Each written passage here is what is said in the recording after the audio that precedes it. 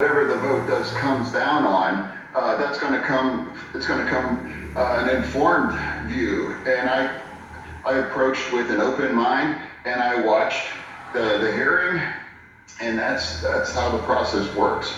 So have you made a decision?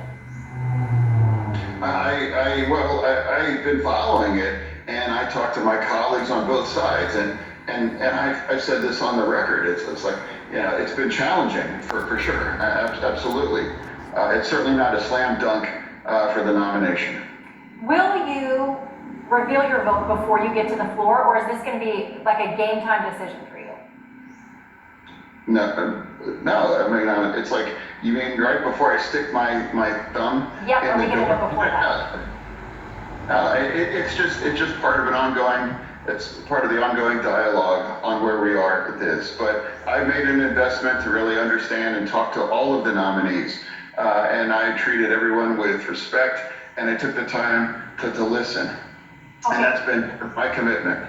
Okay, so you've also met with Kash Patel. He's been tapped to lead the FBI. There are reports that after your conversation, you said he assured you he would not go after a so-called enemies list. Have you made a decision on him? Well, and again, that's part of the whole process too. I believe I'm the only Democrat, or maybe one of the only few, that have actually met with all of them. And again, I've approached all of them with, again, that open mind to have a conversation.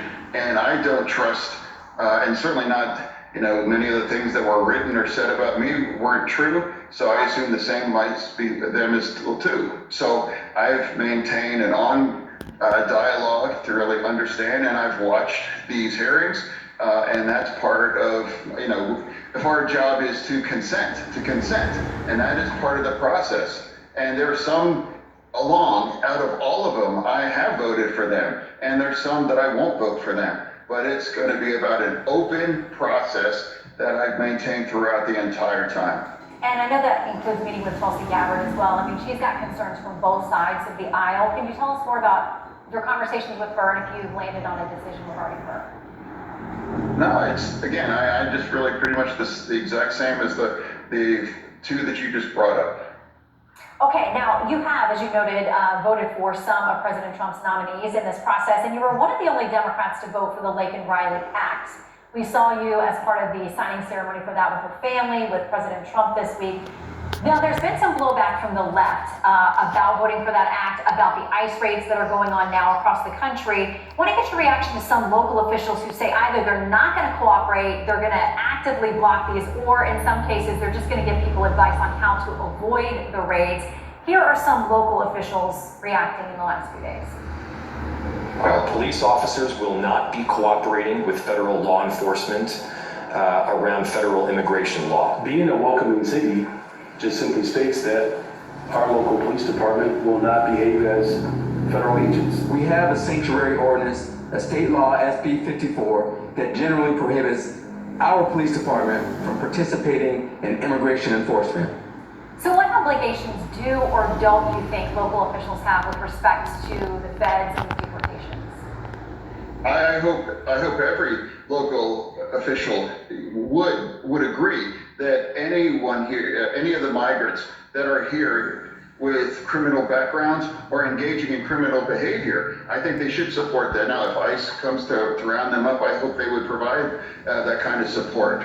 I certainly would never support terrorizing otherwise innocent migrants in those kinds of situations, or kicking in a door at a school. But I think you can all agree that every migrant here with a criminal background or engaging in criminal behavior should all need to go.